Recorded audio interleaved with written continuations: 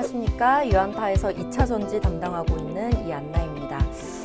최근에 2차 전지주들이 좀 주가의 하락폭이 컸습니다. 그런 측면이 있기 때문에 지금 선택을 하기에 좋은 기업은 아무래도 밸류에 대한 투자 매력도도 높은 기업이 아닐까라는 생각을 해보았습니다.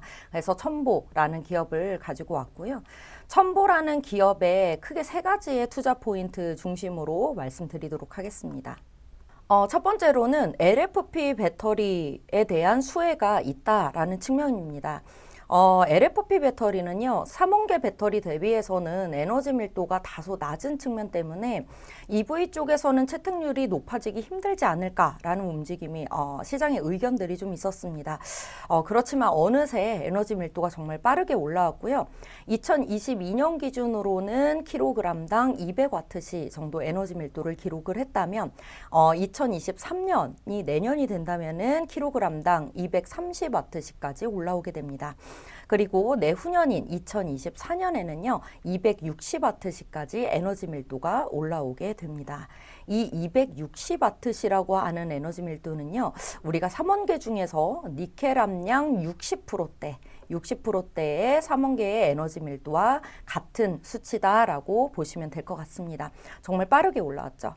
LFP의 양극화 물질 자체의 에너지 밀도가 올라왔다라고 보기보다는요, 음극재 쪽에서 실리콘 음극재의 채용, 그리고 CATL 같은 경우에는 LFMP라고 하는 새로운 도핑 물질인 망간을 넣으면서 에너지 밀도를 전체적인 배터리 쪽의 디자인으로 인해서 상승을 시키는 이런 효과로 가고 있다라고 보시면 될 것 같습니다. 특히나 LFP 같은 경우에는요, 보호장치가 별로 필요하지가 않아요. 그렇기 때문에 이 보호장치를 제외하게 되는 이 셀투팩, 셀투바디라는 기술까지 들어가게 되면은 사실상은 에너지 밀도가 지금 현재 대부분의 비중을 차지를 하고 있는 니켈 함량 60%나 거의 한 70%대하고는 거의 유사해진다라고 보시면 될 것 같습니다. 2022년 기준으로요, 에너지 밀도가 많이 올라온 LFP 채택을 선언한 EV 기업들이 대거 등장을 하고 있습니다. 지금 테슬라를 시작으로 해서 다임러, 폭스바겐, 포드, 그리고 현대차까지 LFP 배터리와 3원계를 동시에 사용을 하겠다라는 얘기를 하고 있고요. 지금 미국 같은 경우에는 중국의 공급망을 배제를 시키고 있기 때문에 LFP의 확대를 미국 쪽으로 보시기보다는 최근에 이제 유럽 쪽에서 중국의 배터리 기업들이 대거 지금 생산 능력을 확대를 하고 있습니다. 그래서 LFP 배터리의 외형 성장, 수요 성장 폭은 유럽 중심으로 좀 이루어지고 있다라고 보시면 될 것 같고요. 첨보라는 기업에서 하고 있는 이 특수 전해질, 특수 리튬이온 같은 경우에는요, 이온 전도도가 다소 낮은 LFP 배터리에서는 농도가 더 짙게 들어가는 경향이 있습니다. 그렇기 때문에 LFP 채택률 확대 시에는 국내에서 LFP 소재 쪽으로 각광을 받을 수 있는 기업이 바로 첨보다라고 보고 있고요. 그렇기 때문에 그 수혜폭, 유럽 중심의 LFP 채택률 확대에 대한 수혜폭이 클 것이다라고 보고 있습니다.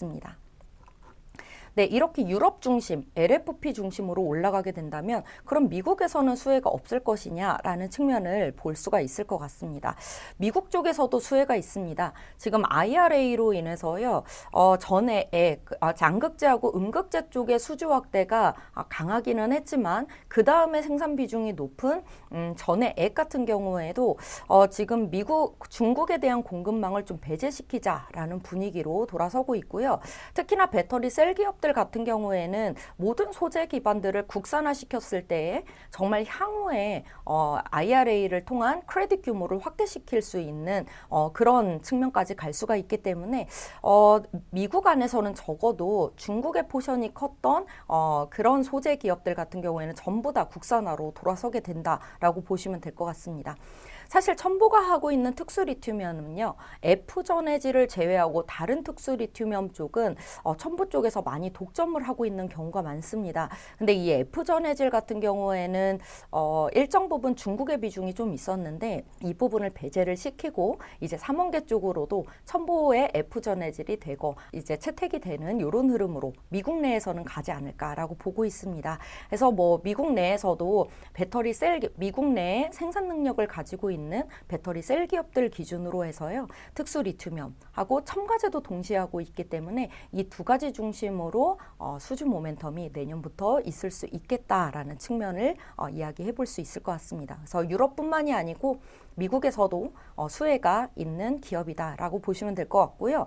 지금 미국에 가게 되면 결국에는 원재료 가격이 전반적으로 올라가게 되고 그렇다면은 생산 비용이 올라가게 될 텐데 영업이익률이 첨보 같은 경우에는 18%, 19% 정도가 나오고 있었던 기업이에요.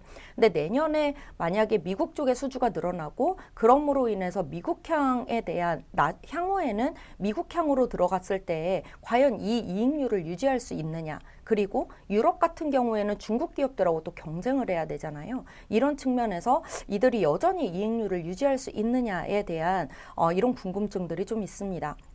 그래서 이를 대비해서 첨보 같은 경우에는 고가의 LiPF6라고 하는 기존에 쓰이던 원재료를 사용하지 않고 저렴한 원재료로 좀 변경을 해서 제조 원가를 30% 정도 절감하는 제조법을 사용을 하겠다라고 얘기를 하고 있고요.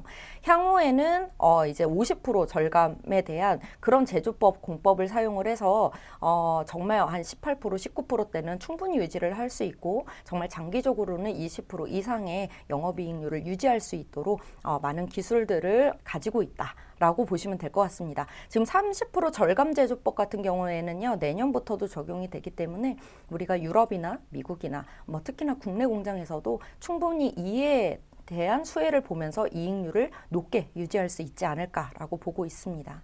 네, 마지막으로 외형 성장 폭입니다.